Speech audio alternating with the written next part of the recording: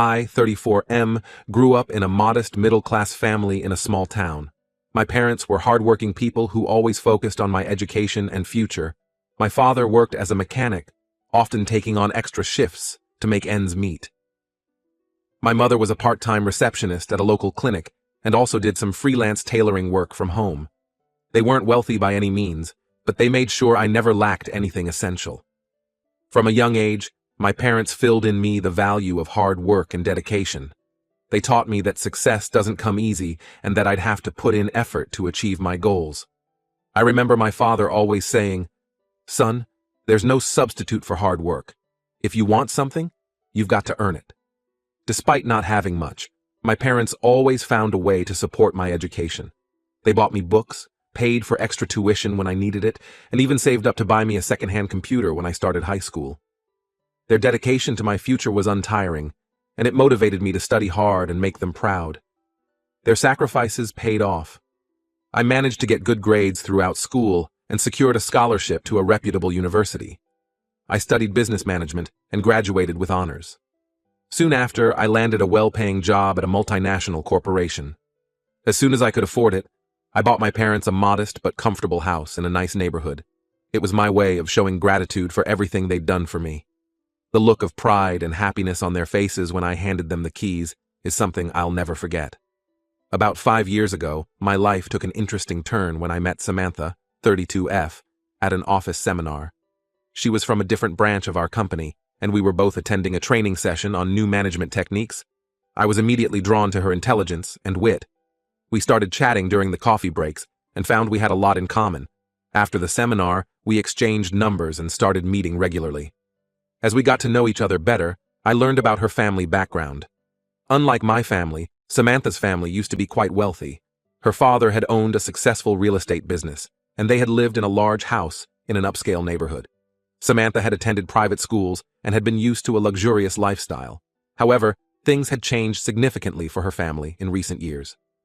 Due to a series of poor financial decisions and some risky investments, her father's business had collapsed. They lost most of their fortune and were now drowning in debt. They had to sell their big house and move to a small apartment.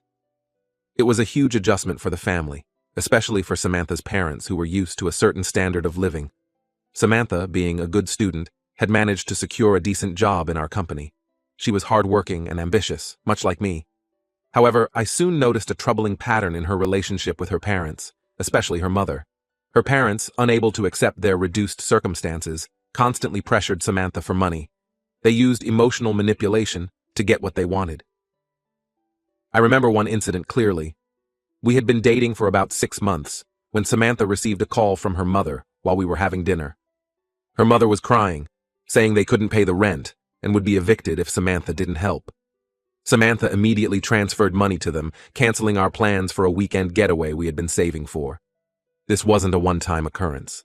Her parents, especially her mother, would guilt-trip her by saying things like, "If you really loved us, you'd help us out," or "We gave you everything when you were growing up, and this is how you repay us." They seemed to have no regard for Samantha's own financial stability or future. I tried to make Samantha see that her parents were taking advantage of her, but she always defended them. "They're going through a tough time," she'd say, or "They've always been there for me. I can't abandon them now." It was frustrating to watch, but I tried to be supportive. There were countless instances that showed how her parents were exploiting her kindness. Once, when Samantha's car broke down, she asked her parents for help, since she had just given them a large sum of money to pay off some urgent debts. They told her they couldn't afford to help, and that she should be more responsible with her finances. I was furious, but Samantha just seemed resigned. Despite this, she still sent them money the next month when they asked for help with medical bills. When I first met Samantha's parents, about a year into our relationship, I was taken aback by their behavior. Her mother's first question to me after barely a hello was, "Are you rich?" It made me incredibly uncomfortable, but I brushed it off for Samantha's sake. Throughout the dinner, they kept making subtle, and sometimes not so subtle, inquiries about my job, my salary, and my family's background. It felt more like an interview than a casual meet-the-parents dinner. As time went on, I noticed how often they would call Samantha asking for money. They always had an excuse, a broken appliance, an unexpected bill, or a can't-miss investment opportunity that would surely turn their fortunes around. Samantha would always give in, even if it meant dipping into her savings or maxing out her credit cards. 3 years after we started dating, Samantha and I got married. It was a beautiful ceremony, though I couldn't help but notice how Samantha's parents complained about every little detail that wasn't up to their standards. I had hoped that her parents would back off after our wedding, realizing that Samantha now had her own family to think about. But if anything, they became more persistent. Samantha's mother would call almost weekly, always with a new financial crisis that only we could solve. It started to put a strain on our relationship. We'd argue about budgets and spending, with Samantha always defending her decision to help her parents. One particularly frustrating incident happened on our first wedding anniversary. We had planned a nice dinner at an upscale restaurant, something we'd been saving for months. Just as we were leaving, Samantha's mother called, claiming she needed money for an emergency dental procedure. Samantha, without hesitation, transferred the money, canceling our dinner plans because we couldn't afford both. I was upset, but tried to be understanding. However, a week later, we found out through Samantha's cousin that their mother had used the money for a spa day with her friends. When confronted, her mother brushed it off, saying she needed some stress relief. Another time, Samantha's parents asked for a loan to start a small business. They promised to pay us back with interest within 6 months. Against my better judgment, we gave them a substantial amount, nearly depleting our savings. 6 months came and went, and there was no business and no repayment. When Samantha gently asked about it, they acted offended and said she was being greedy and unsupportive. The situation was taking a toll on our marriage. We couldn't plan for our future or save for big purchases because there was always some crisis with her parents that needed funding. Vacations were postponed, home improvements were put on hold, and our dream of starting a family seemed to be slipping away. I tried to be patient and supportive, but it was becoming increasingly difficult. I suggested that Samantha seek therapy to help her set boundaries with her parents, but she refused, saying I was overreacting. I proposed setting a monthly limit on how much we could give her parents, but she said that was too transactional for a family relationship. The situation came to a head last week. Samantha was upset because her parents had asked for money again, this time for a cousin's wedding gift. They promised to pay back previous loans, swearing things would be different this time. Despite my objections, Samantha gave them the money but was complaining to me about how they never keep their promises. I'd had enough at this point. Years of frustration and resentment came pouring out. I told Samantha, "Look, I understand they're your parents, but this has to stop. They're taking advantage of you, and it's affecting our financial stability and our relationship. You have two choices. Either you stop giving them money and set clear boundaries, or you keep doing what you're doing but stop complaining to me about it. I can't keep watching you get hurt and stressed over this." I went on to explain how their constant demands were affecting our lives. We couldn't save for our future. We were postponing our plans to start a family, and we were constantly stressed about money despite both having good jobs. I pointed out how her parents never seemed to appreciate her sacrifices or make any effort to improve their own situation. Samantha got very upset. She accused me of being cold and not understanding her relationship with her parents. She said I was trying to come between her and her family and that I was being selfish. She brought up how I had bought a house for my parents, conveniently ignoring the fact that it was a one-time gift, not a constant drain on our resources. I tried to explain that I wasn't asking her to cut off her parents completely, just to set some healthy boundaries. I suggested we could help them find financial counseling or look into government assistance programs. But Samantha wasn't having any of it. She stormed off, saying I could never understand because I didn't come from a respectable family like hers. It's been a few days, and things are still tense between us. Samantha's barely speaking to me, giving me the cold shoulder and making passive-aggressive comments. Yesterday, I overheard her on the phone with her mother, promising to send more money next week. It feels like we're back to square one. I love my wife, and I want to support her, but I'm at my wit's end with this situation. I feel like I'm watching her be manipulated and taken advantage of, and there's nothing I can do about it.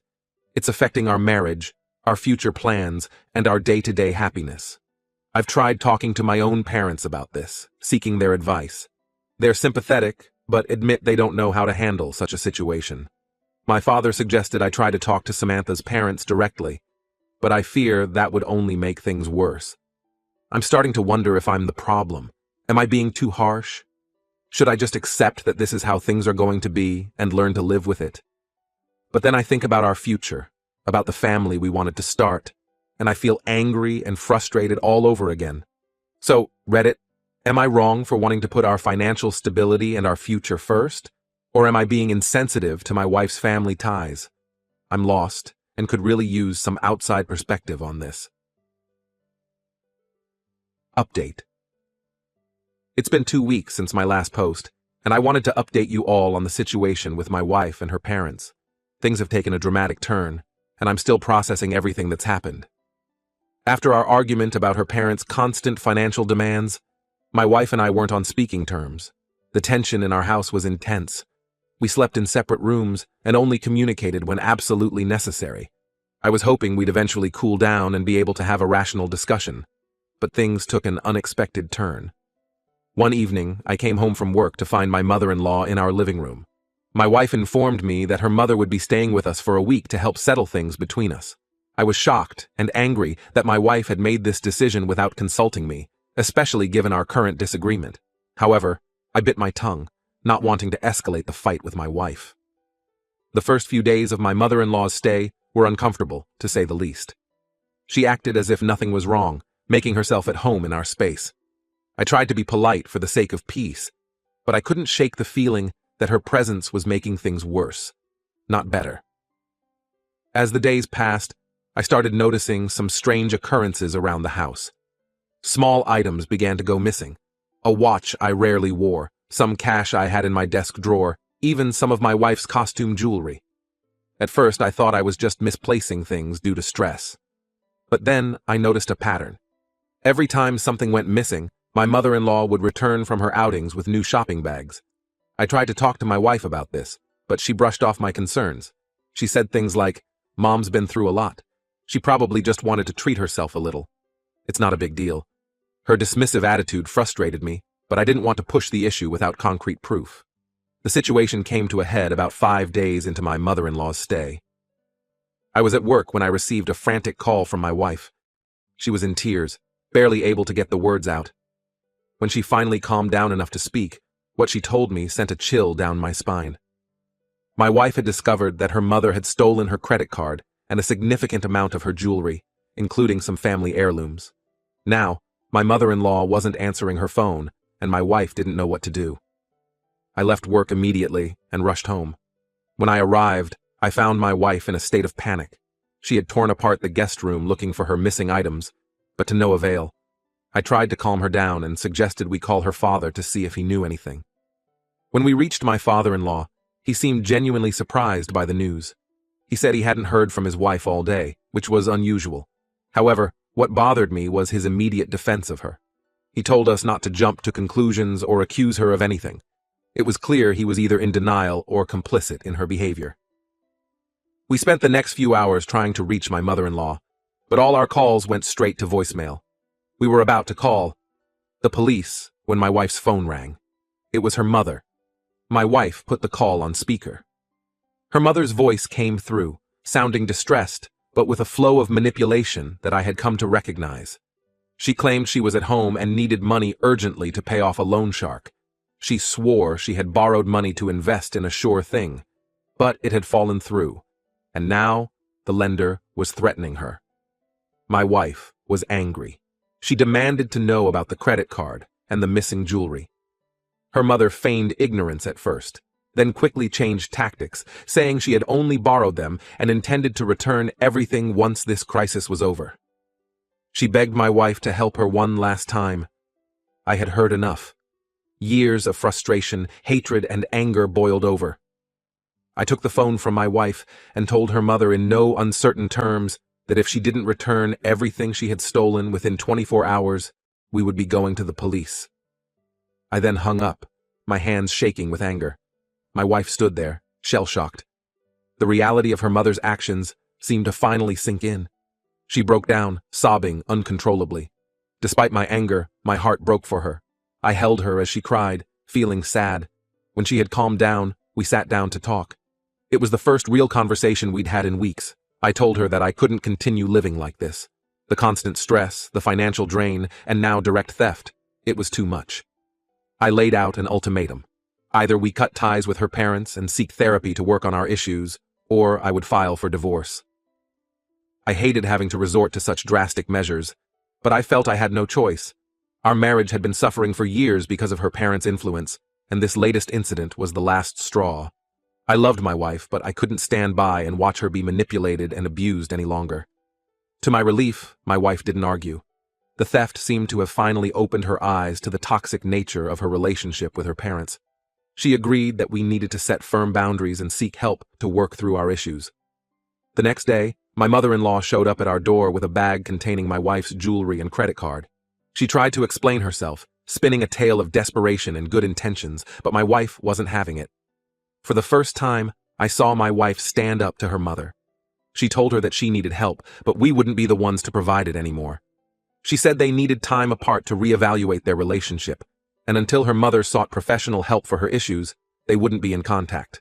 It was a difficult conversation, filled with tears and recriminations from my mother-in-law. But my wife stood firm. When her mother left, I felt a weight lift off both our shoulders. In the days that followed, we took several steps to protect ourselves.